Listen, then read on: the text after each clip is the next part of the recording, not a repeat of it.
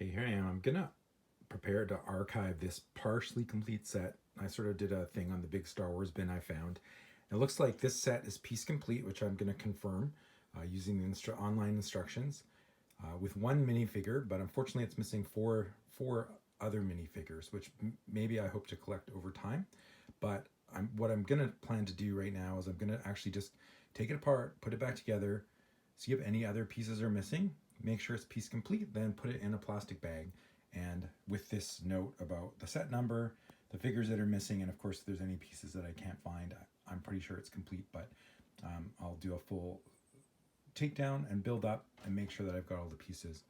Then I'll put it away in the bag with the note about what's missing, and hopefully can collect it over time. I'm also going to take pictures of the missing figures and put them on my phone, so if I'm ever at a convention or a place where they have figures, and I have seen people selling individual figures at flea markets even, I can sort of take a look and see if there's any that I need, and maybe I can get this set to 100% complete.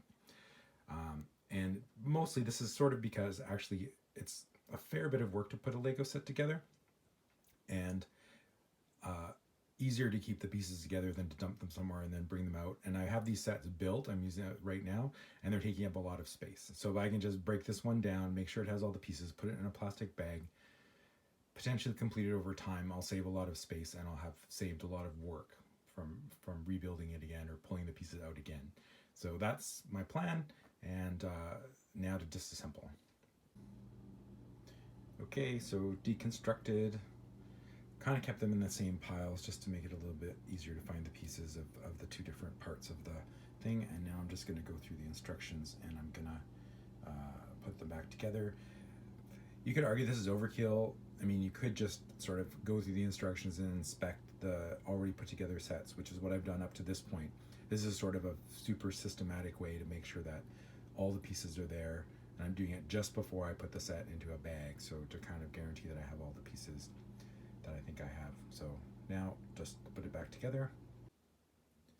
So just completed stage one. It's verified as complete. All the pieces were there.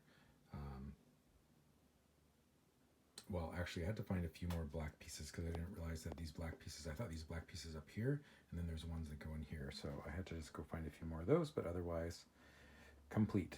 So that's half done. Now for the other half. So completed the reassembly.